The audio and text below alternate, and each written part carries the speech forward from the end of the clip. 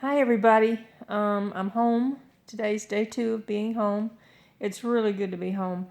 A lot of challenges involved in being at home with 2 broken legs and being in a wheelchair. Had to have the furniture moved around a few times. Had to get some things down to wheelchair level and get some stuff piled up here on the couch next to me that I can get to, and also near my bed whenever I go to bed, and in the bathroom.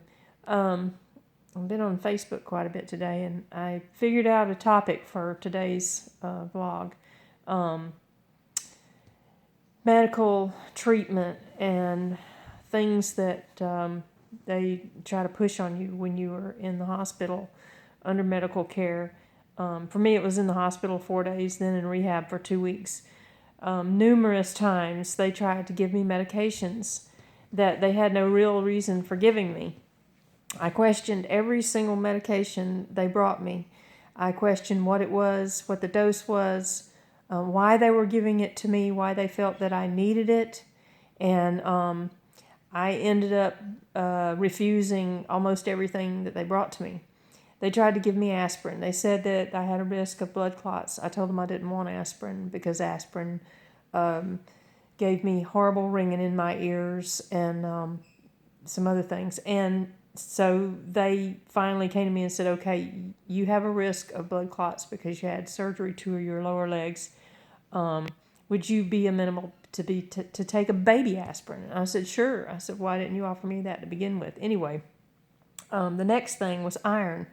They came to me with an iron tablet. And I said, why are you giving this to me? They said, because of blood loss and surgery.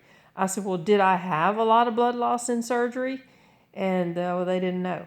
I said, well, it's just a standard? And yes, it was a standard thing they did. I said, well, I want to know if you did a blood test to show that I'm anemic and I need this iron.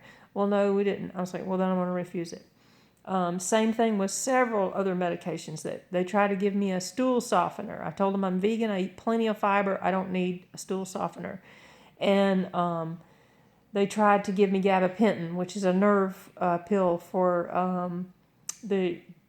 I had a lot of nerve damage from subluxing my foot, and then they gave me the nerve block, and they said it would help with all that. And I'm like, no, I'm not going to take that. That stuff has bad side effects in long term. It can cause brain fog and dementia-like symptoms. And so they got really frustrated with me, but I stood my ground. And then they came to me saying that I needed to take extra protein. I needed to have calcium and vitamin D and again with the iron.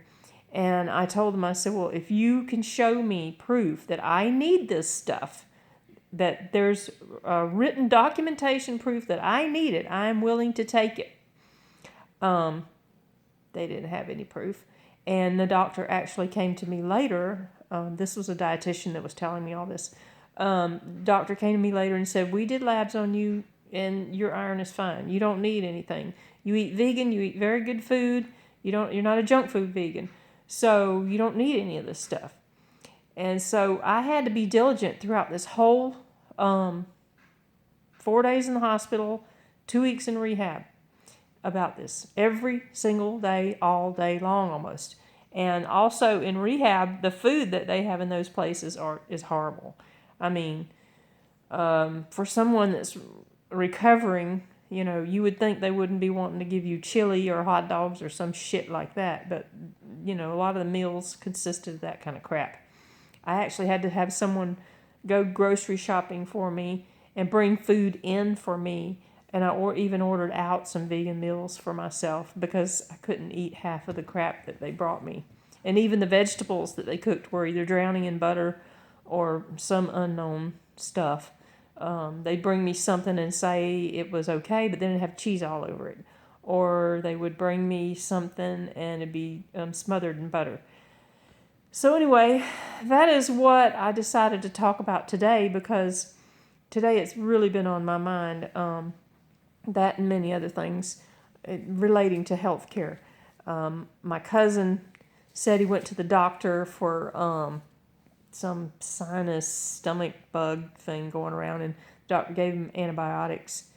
And I asked him about, well, was it a bacterial thing or was it a virus? Well, he hedged on that, and he said they told him it was a bacteria.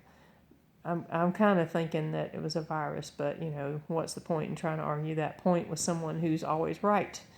So I didn't. Anyway, I'm just sitting here staring at my legs. As you can see, they're both still there, still wrapped up. Just healing, waiting for time to pass so that they'll heal and get better.